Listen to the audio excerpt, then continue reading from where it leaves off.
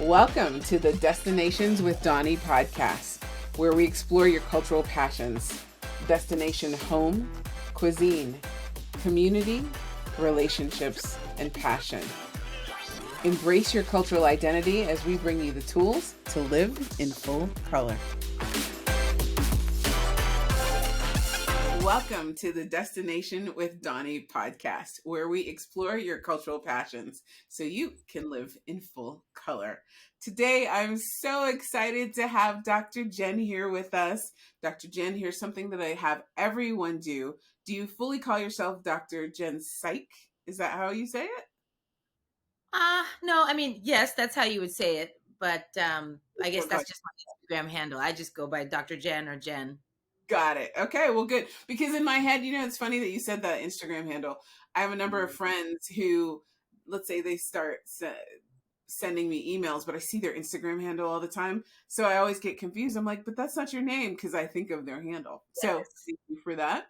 And wait till you all hear Dr. Jenn's background. Dr. Jennifer Noble, again, Dr. Jenn, is a licensed psychologist, a lover of adolescence, and coach for parents of mixed race children. She's the creator of the Mixed Life Academy, an online coaching community for parents of mixed race kids, helping them raise confident, resilient children. She has a private practice in Los Angeles where she works with teens, their parents, women of color, and other marginalized groups. She's taught collegiate level psychology for 15 plus years. Her passion for identity freedom and the mixed race experience is fueled by her lived experience as an African American, Sri Lankan, Tamil, Malaysian woman. So off camera, you all, I had Dr. Jenn set me straight on how to say Tamil, and I almost went back to my fancy way of saying it. Dr. Jenn, I had to stop myself. So thank you. I'm so excited to have you here. Nice to meet you and happy to be here. This is exciting. I'm excited to I, be here. I feel like we're matching. So you mentioned the maps before, but I feel like our colors and the maps that we're very Yeah. much. Except you don't have a lot of gray. Yes. That's okay. Not everyone can be lucky like that. Yes. There you go. You got classy salt and pepper going on. Oh, well, Dr. Jenn, wow. So at Cultures, as you know, we embrace the cultural in between. We're about multi-ethnic, multicultural, mixed race, and geographically mobile people. And that cultural in between, that dimensionality of being, is super important to who we are. As you know, I'm an Afro-Latina.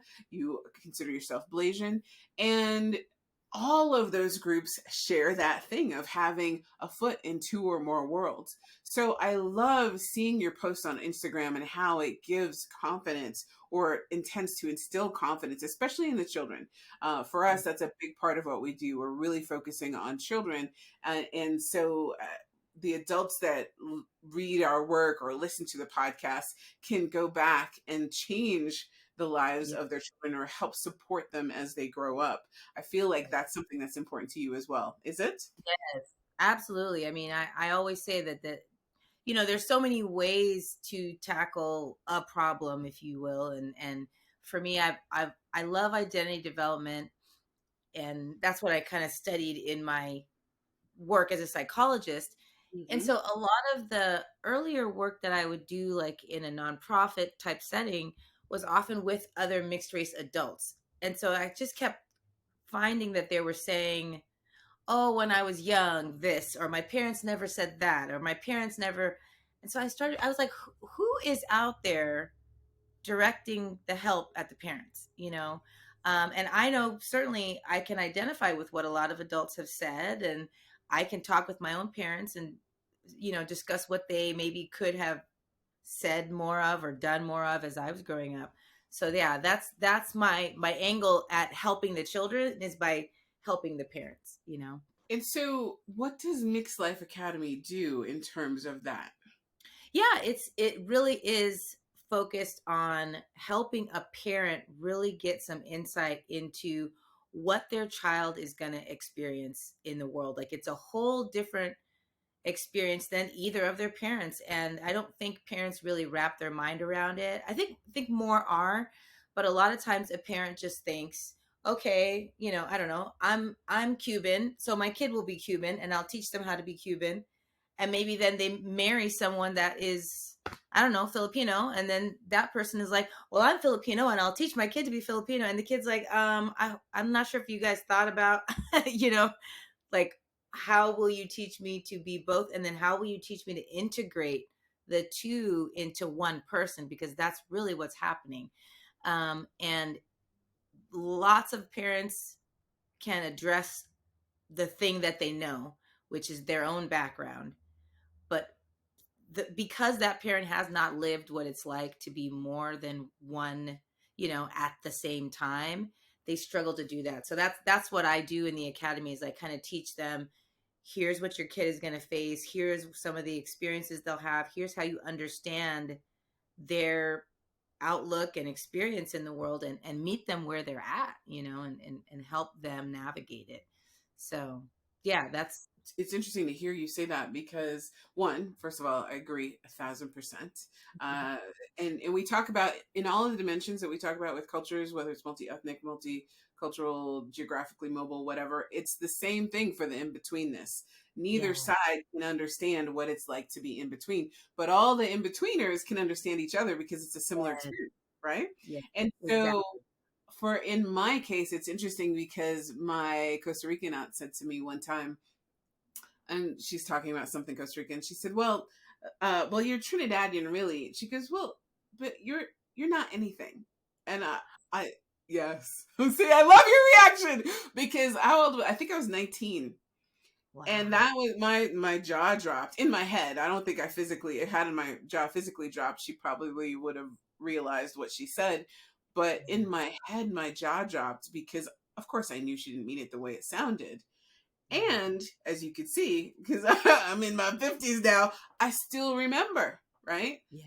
That has never left me. You're Mm, not really anything, right? mm, So the one family thinking you're the other and the other family thinking you're the other. Instead of right. you gave the example of, "Oh, I'll teach my kid how to be me." But my Mm, family was thinking I was the other, right? mm, So yeah. nobody's teaching me how to be anything, and I Wow. had to figure it out, right? Yeah. Yeah. It's interesting as at this stage of adulthood, and the same thing for my older brother because our younger brothers are have a different father. But Okay. this stage of adulthood, to see how my brother and I have chosen to navigate, and the way we've chosen to navigate without speaking about it has been Yeah. very similar, right? And we're Mm, really gravitating to our historical roots to choose mm, how we decide who to be. So mm. you ever see a situation like that where each parent is thinking, oh, especially, of course, with the more melanated parent, I'm assuming that people think, okay, you're going to be that. So I'll let them teach you how to be that.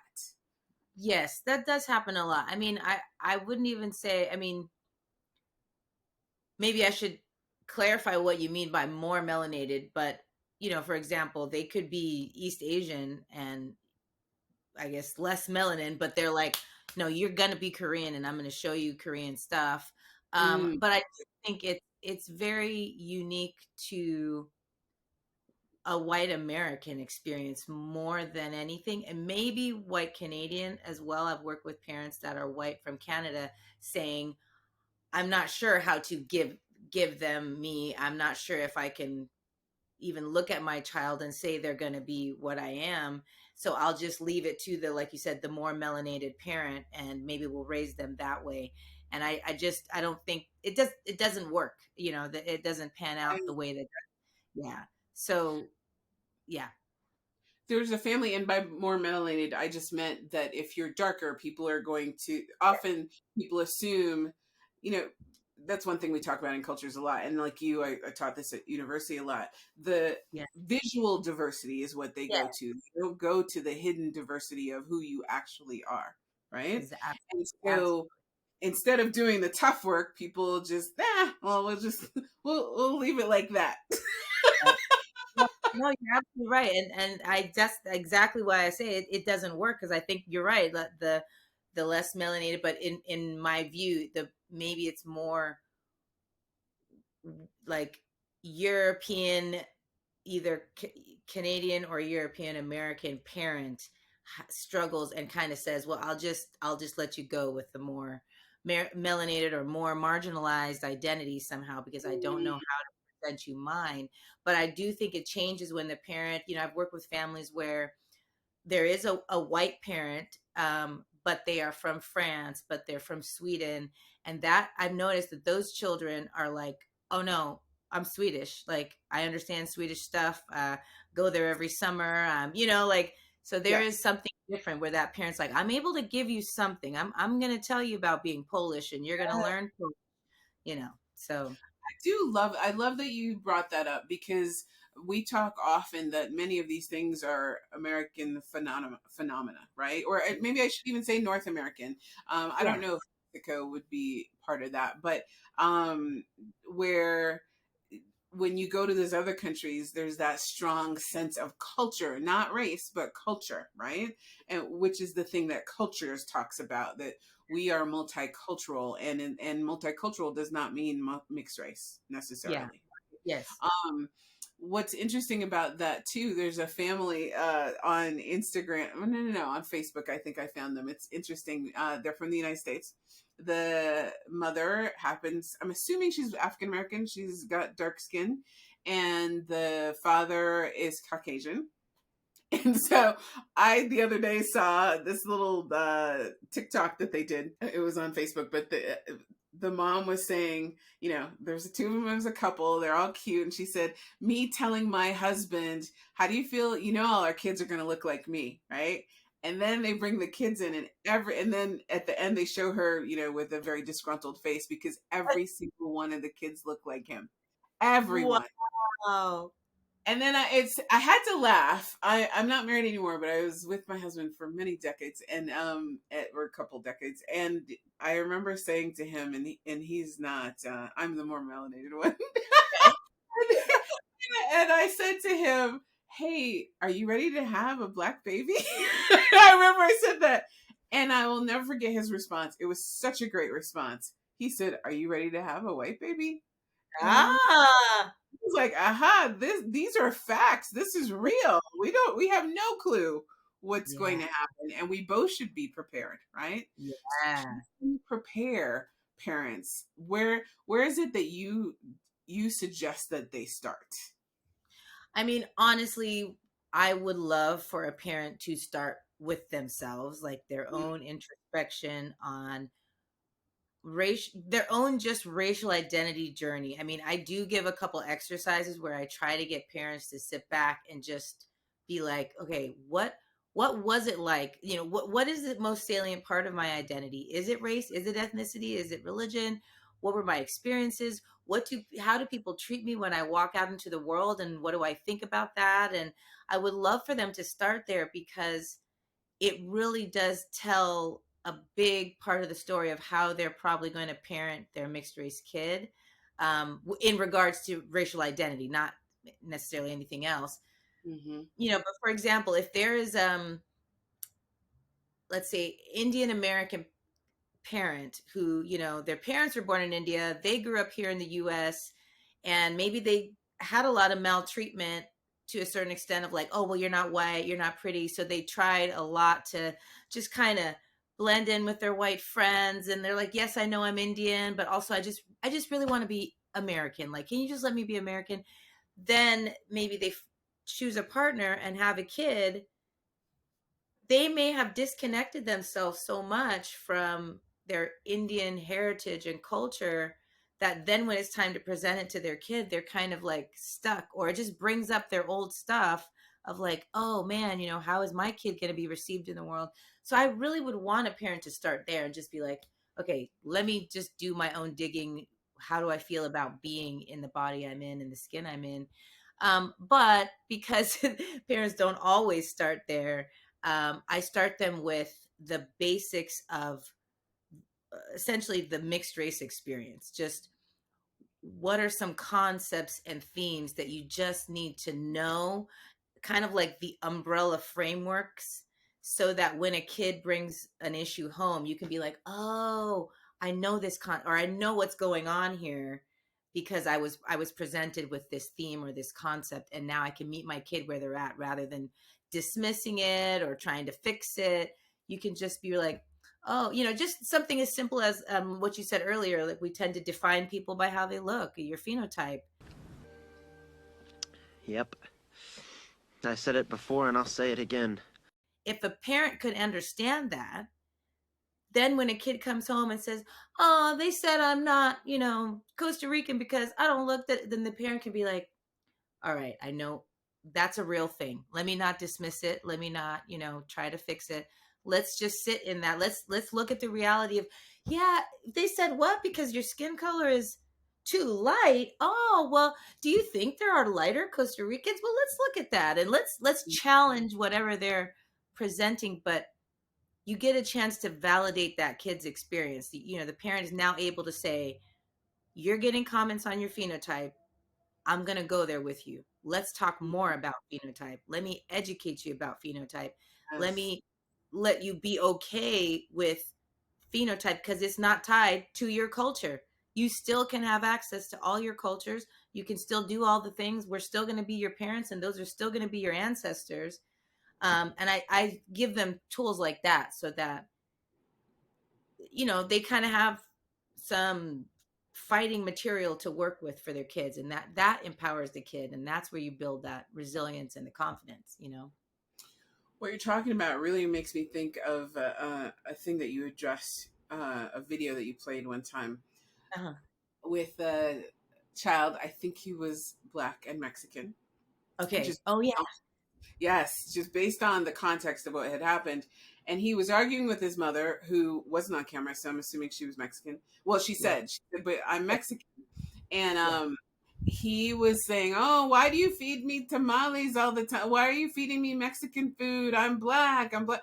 And it was interesting because it was clear to me, obviously, as you had addressed also, Yeah. that that's not what he was really saying. He was saying, "Why are you feeding me Mexican food?" She's like, "I'm Mexican." Yeah. But that's not Right. really the root of the argument, right?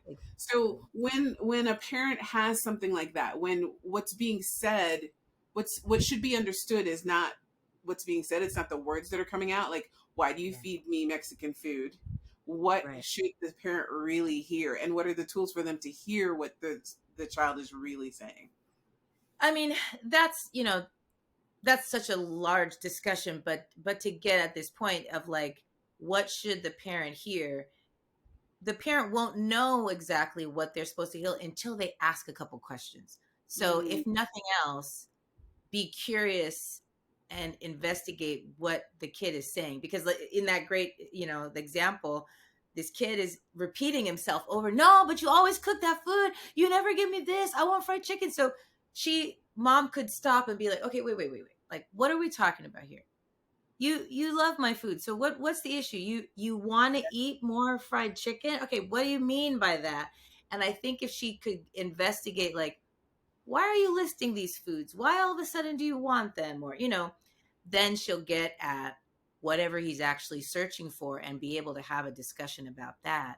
Um, so I think to your question, it's really start with more questions, more because questions. yeah, the second, maybe if a parent thinks, oh, I know what's going on here, I would really want them to be like, wait, do I? Okay, hold on. Let me repeat it back to the kid, ask a little bit more, and make sure. And that's such a good point. I think what you said about the repetition, not necessarily repeating it back to the kid, but the child saying the same thing over and over. Yeah, I'm sitting here thinking to myself, because I do that, right? yeah, And well, I'll say something over and over, like, "Well, no, you didn't hear me," and you just repeat the same words. It's like, well, the people didn't understand those words, so why are you repeating them? But yeah, that is a clue, right? yeah, That's key. It's like, why do you keep saying the same thing over and over? Okay, what am I missing? There's something I'm missing here. What are you yeah, really trying to tell me? But the other thing I found very interesting about that video, you mentioned the fried chicken. yeah, So for me, again, I'm making an assumption. If I were there, I could ask him. yeah. But I thought to myself, wow, so he's assuming fried chicken is black. Is this an identity thing? Like, he wants Mm-hmm. to be more black, or he wants to embrace that part of who he is. So this is what he's Right. chosen, right? So the other thing I got out of this was a very rich video to me. I mean, it was only a few seconds long, but the I other thing, agree. what'd you say? What'd you say? I was saying I agree with you. It's a really rich. I mean, there's actually a lot in that video. But go Yes, ahead. yes. So the next thing I really think happens that makes it difficult for parents is I feel like the mother might have gotten her feelings hurt. Like, I'm Mexican, why don't you want to eat my food? Right? Yes. And so when you're in those hurt feelings, it's hard for you to dig out and say, "Oh, well, you're hurt too. Why are you hurt? Let's address that." She's just Yeah. trying to keep her composure and not be upset and or hurt by this child that she loves so Yeah. much. Yes. Well, I would say she was hurt. She was defensive in her response because Mm, a couple times she goes, "But I'm Mexican though. But I'm Mexican though." She's trying to drive home again, the fact repeating it. that to me is the beauty of it because he's a kid. He doesn't know. I mean, he's probably 12. He doesn't know how to sit back and say, what is it that I actually want? First of all, what am I really trying to say to my mom? What am I missing? What's the story behind this? I mean, I would have loved if the mom just said, where is all this coming from? Like, Yeah, oh, it's so intense, whatever your name is. Where'd this come from? Because on social media, all the black kids say they eat collard greens and they eat this and that. I don't know what any of that is. Oh, then you've got a whole different, you know what I mean? I don't know if that's what he said, but I it's want to cry just hearing you say those words. I don't know why at this moment it just makes my eyes water because as a black person who comes from somewhere else, it's easy Mm, for me to go, oh well, but that doesn't make you black. You don't have to do that. You're still black. Just being you makes you black, right? right. And so Right. it hurts my heart because I could kind of feel the pain that he must be wrestling with. Yes. Well, and that is the pain that we all wrestle with, I would say, whether you're monoracial or not, but when you're a part of a culture that is not really considered mainstream, you then look to whatever the public is giving you of those, of that culture, and you're kind of like, am I supposed to do that? Well, then I want to know that. I think I'm supposed to know that. I mean, I think it's, if you look at just the black diaspora in the United States, you could have, I don't know, a Biggie Smalls had Jamaican parents. I mean, but at some point he was like, I'm gonna do what my New York peers are doing, and I need to be able to live on these streets and figure this out. But I'm sure if he didn't have that fame, or whatever his story was, there probably would be a point where he could be with his other black American friends and they could be like, oh yeah, collard greens, and he's gonna be like, uh I know what curry goat is. Do you guys eat that? Like, there's just a thing of like, am I wrong? No one else is talking about this thing. I want to know the thing that everybody else seems to know.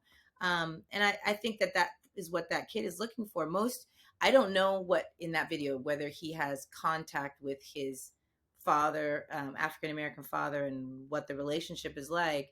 But there are just so many kids that get the definition of Black American culture from like everywhere else until like until you, as you said, until they reach an age where they're like, oh, I am black, I'm a part of this group, no matter what I eat or say or what movies I watch or what music I like, and they can start to let that go. But that's the process of racial identity development. I've seen that too, and not to beat the black drum, but Yeah. uh, I see that too. Back to this original example, or a lot of people who, I guess we can call them white passing, but Mm, phenotypically they look more Caucasian, and I feel this because I don't want to say I'm fighting to be Latina all the time, but I don't let you drop that part of my identity, right? Like I feel both. I'm very clear that I'm both. And whether yeah. you agree, people in my family, people outside, I don't care what y'all think. This is who I am. And people Right. often try to tell me who I am. And no, no, no, you're wrong. It's this, it's that. You don't feel this way. You feel like this. And Wow. I'm very clear. No, this is how I feel. However, I look to, let's say, a redheaded friend of mine who actually is black, and Mm, constantly she chooses to fight the fight. She doesn't want to quote unquote pass. She doesn't want you to assume because this is how she looks, you see my visual diversity, you want to interact with that. I want you to be clear, this is who I am, right? right. And Right. so it's interesting to make that choice, I think, to fight the fight every day, because it's easier to not fight the fight. I mean, is it easier? Yeah, I mean, I guess you're, yeah, let me pull that back. You were correct. It's not easier. It, That's, it, it seems like it could be easier, and sometimes maybe people try it and they're like, "This doesn't feel right to me. I mm, don't like it, and I'd rather assert myself and as often as I need to, because we can't help the way we present. I I I mean, passing, I think to me is a little bit different, where you're doing it on purpose, where you're trying to blend in, like, "Ooh, I hope you don't catch me." But white presenting is just like, I'm yeah. just existing. You think I look like this? Like, you're wrong. I'm not. And I think it's important. I mean, I think there's a lot of folks on social media that I've seen that I'm sure many people view as white presenting. I'm not sure I always see them that way. Sometimes I will also be like, "Oh wow, yeah, I would not have known." But you can see how important it is for them to be like, I Yeah. want to be seen. I want to be connected to you will not erase me. I will be visible, and you can struggle with whatever you think I look like, because it's not my problem. That is a bold stance to take, and it is stressful. I will agree. It's a lot of work, but The erasure that you mentioned is real. And again, I'm going to bring up something that was on your page, but let's use a different historical month, just so that we don't keep talking about the same races. But okay. I love where you talked about a mixed race person feeling like, let's say, Latinx Heritage Month is not their month if they are white presenting, let's say, right? Right. Or even Um, if they have a white parent or a non Latinx parent. Yeah. So what do you, I mean, and we're in Black History Month, and that's where the post came from, but what do you say to that parent and to that person who feels that way? And I'm sure it can come from many different places, but where does that type of thinking come from, do you think? I mean, it just where it comes from, if I start there, I think it just comes from this great desire to categorize humans, but especially around race. We just have so much heavy, heavy history and pain around racial categories, and this strong need to like break everybody up that way. One, because politically, there's stuff that's afforded by group, and there's things that we've done with our own identity in certain countries by group. So it's hard to just let it go so easily, and there's a desire to protect your group, especially from a group that may have been the source of most of your pain if you are one of the marginalized groups. But to the person that is, let's say your example was Latinx, but they also have an Asian parent. um, I would say there is no reason why you are not able to celebrate Latinx history during Latinx Heritage Month and then Asian Pacific Islander Month. Like, why not? There's no rule that you have to choose one. It is They are both.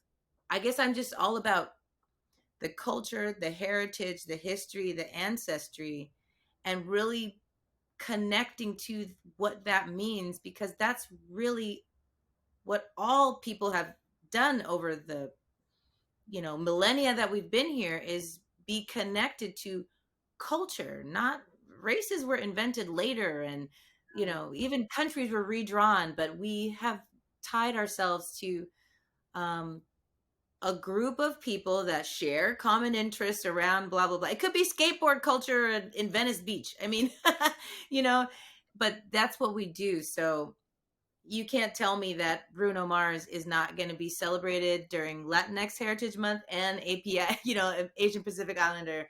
I mean, why wouldn't he? He is a part of both of those groups, and a great, I don't know, current and historical figure for both. Yes, very much so. And so many of those, I'm really actually pleased to see the number of people that are outspoken about their identities and making a point that they're not choosing one or other, or the one that you have assigned to me just Yeah. because you think this is what I should be and where I should fit. Yeah, I think that's making a difference with this generation. So I do think you so. any difference in the generations in how that goes?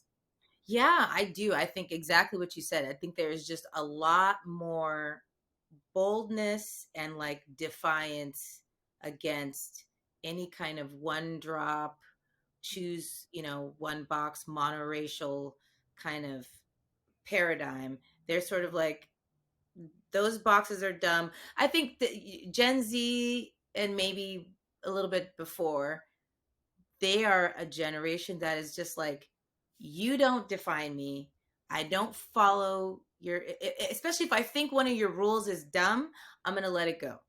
You know, Gen Z, they are the group of people that are like, you guys told us to get a job and work until we're 65 and then retire and then have fun. That sounds dumb. I'm not doing that. I'm gonna make my money faster and earlier and in a different way, and maybe I won't go to college. And all the rest of us are like, could we have always done that? What, So they're just like, yeah, you guys are dumb. That's stupid. And so they're like, what do you mean choose one box? That doesn't even make sense. Literally, these are my parents. So F you, I'm just going to tell you what I am and you'll deal with it. Interesting that you that. That's a great example about the retirement, because I've always thought that way. Like, and people always have thought I've had like horns coming out of my head when they say, "Oh, well, when I retire," I'm like, first of all, why would you ever want to retire? And second of all, why do you wait all that time to do the stuff you want to do, right? So it's interesting, and maybe it's that dimensionality that I've had since I have so many dimensions, right? And having to embrace with that and deal with that, I think it does free your thinking, right? Yes. Yes. Yeah. No, we actually, I mean, there's research on that. Like it's called cognitive flexibility. You see that people that, speak more than one language, they have cognitive flexibility. People that are moving in and out of more than one culture. I mean, even this idea of, TCKs moving into different countries and having to be like, all right, oh, new language, new people. How do we do things here? Oh, we don't eat with that hand. Oh, we do eat with this. All those things you have to learn.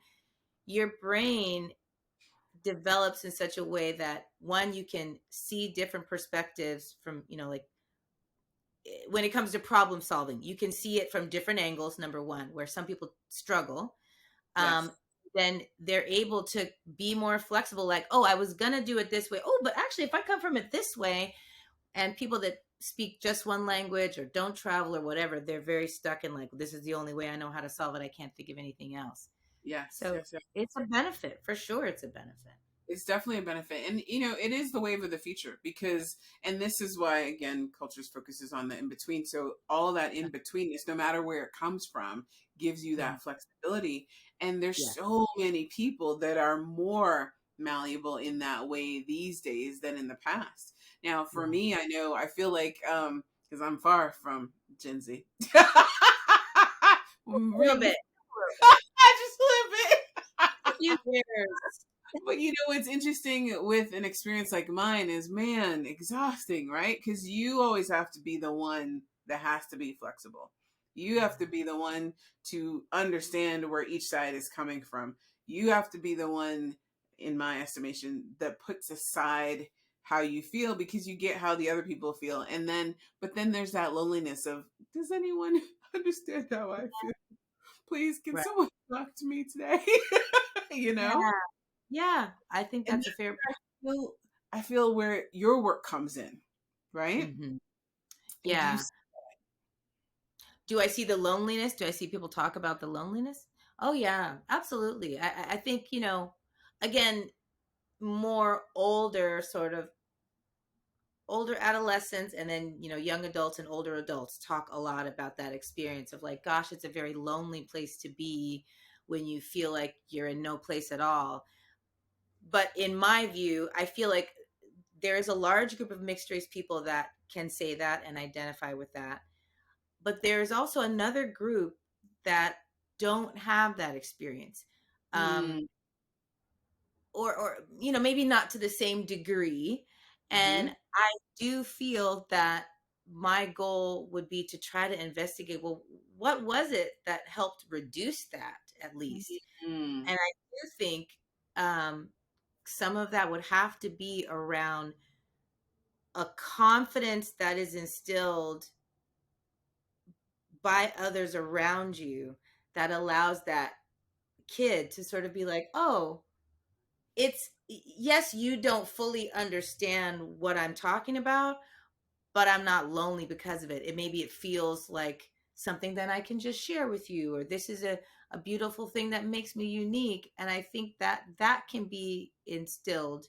um, I do find that if I get a chance to work with parents sometimes, over time, when they can jump into, oh, this is a beautiful thing you have two, you have this, you have, then that kid can start to feel that, like internalize that, and then they Mm, can go out in the world and be like, oh yeah, it's not lonely at all, it's actually super cool, and you should get to know me because you've never met someone like me before.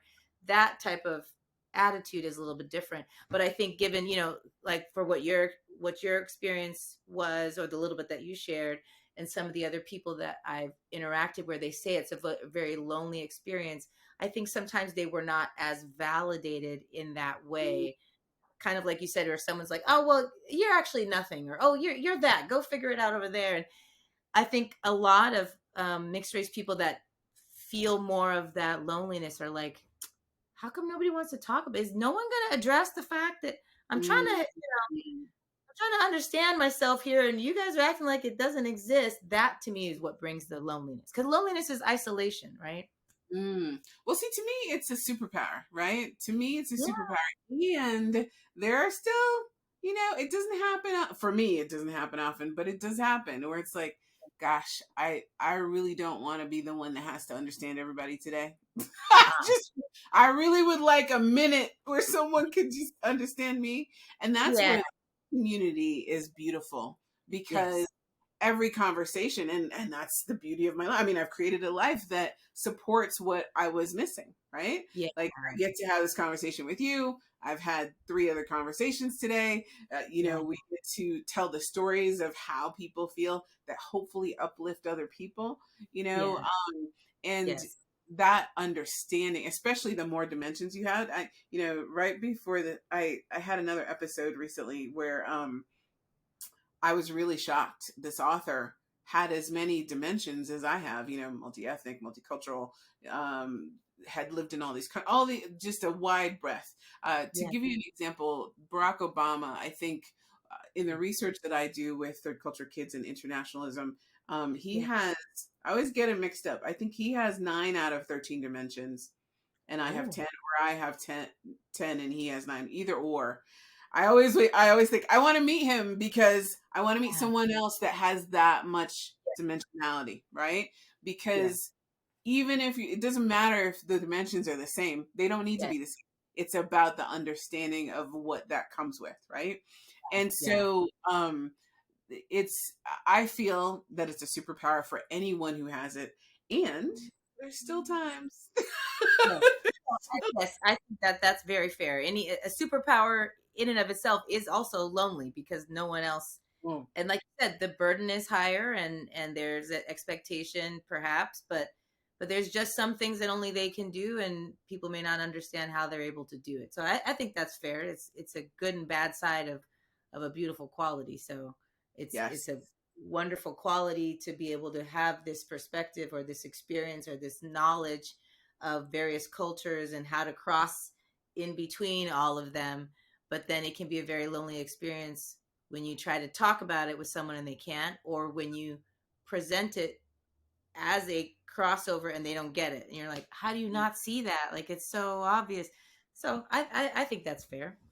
I love it that you said those words because for me, it's not even necessarily about um, the experience in and of itself. It's the thinking, because the Hmm. result of all that is your thinking is going to be very different than someone who grew up monoculturally, right?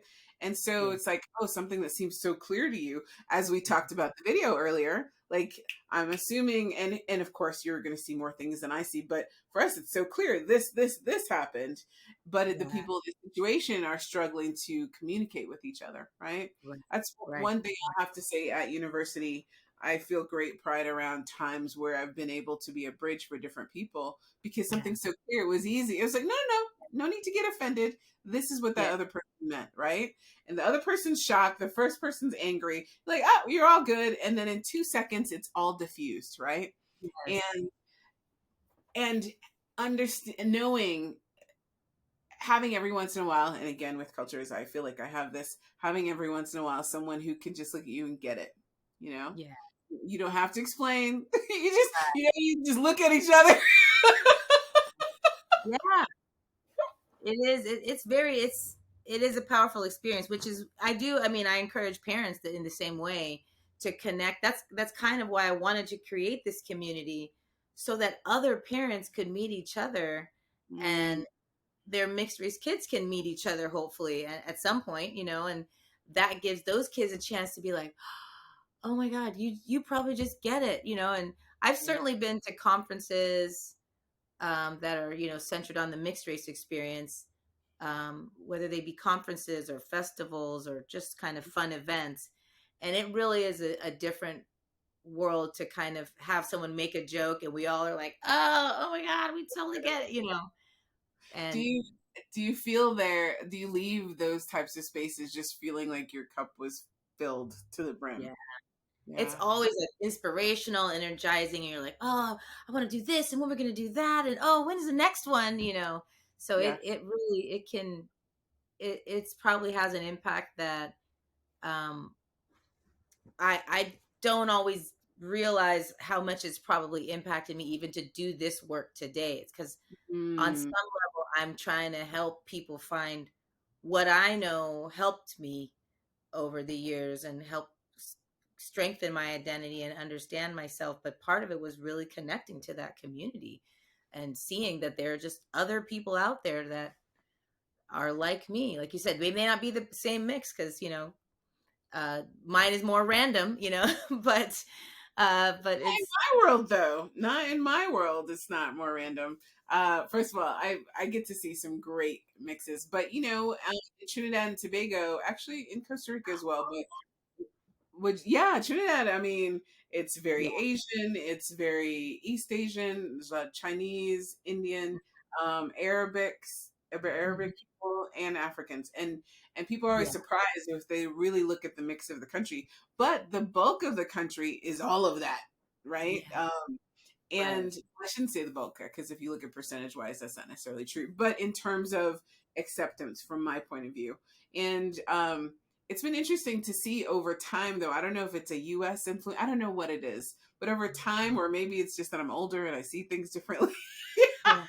But to see separation of things where I didn't see them before.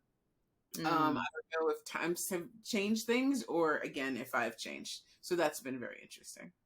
You mean separation of like of those groups in Trinidad specifically? Yes, of those groups calling out other groups, or calling out skin tones in a way that didn't used to happen in the past. Those are things that are very shocking to me. Yeah, I can see that. I mean, I think I know what you're getting at, and yeah, it's unfortunate. I mean, I'm sure it's coming from I think the larger global kind of awakening to colorism and Wondering, maybe wondering, yeah, I yeah, think that has to be a part of it, and just the concerns with colonization and privilege and all the things that people are starting to see within their own country.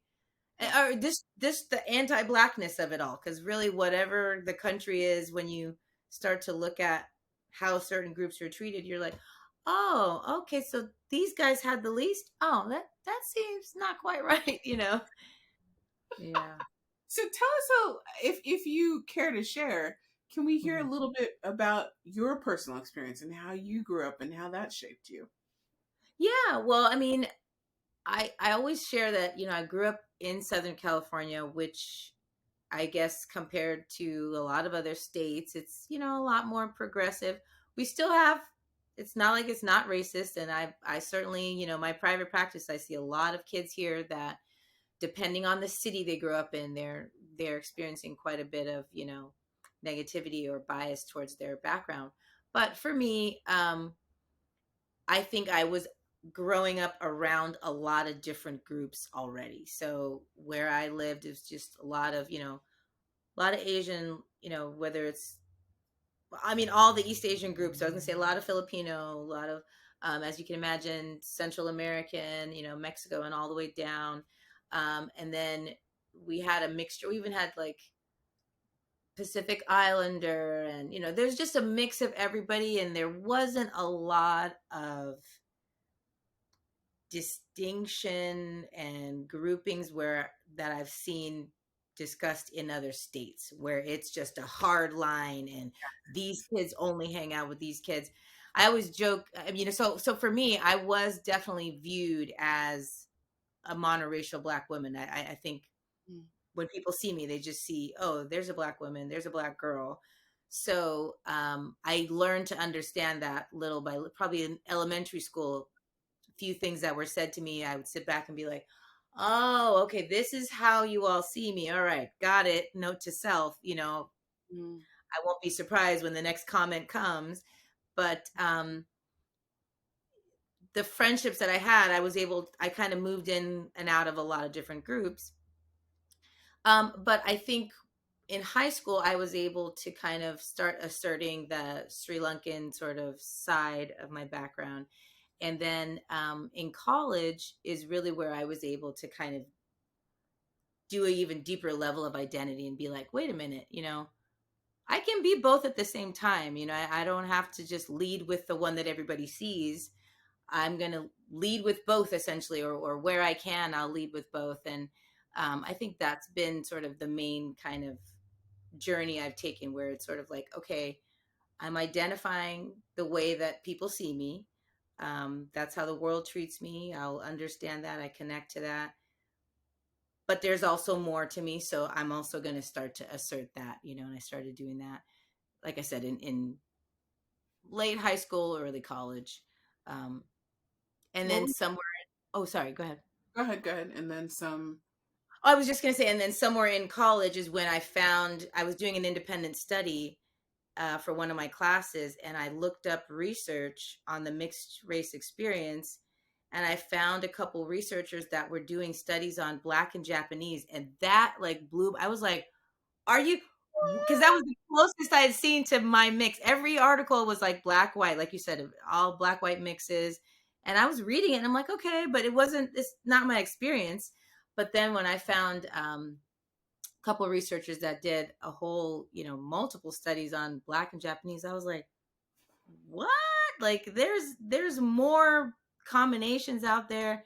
And that's when I got connected to like festivals and nonprofits. And that was a real big game changer, where I'm like, oh, everybody should have this information so that they can assert themselves. What do you think that journey, your journey, and do you have siblings? No, it's just me. Okay. Okay. So what do you think your journey was like for your parents?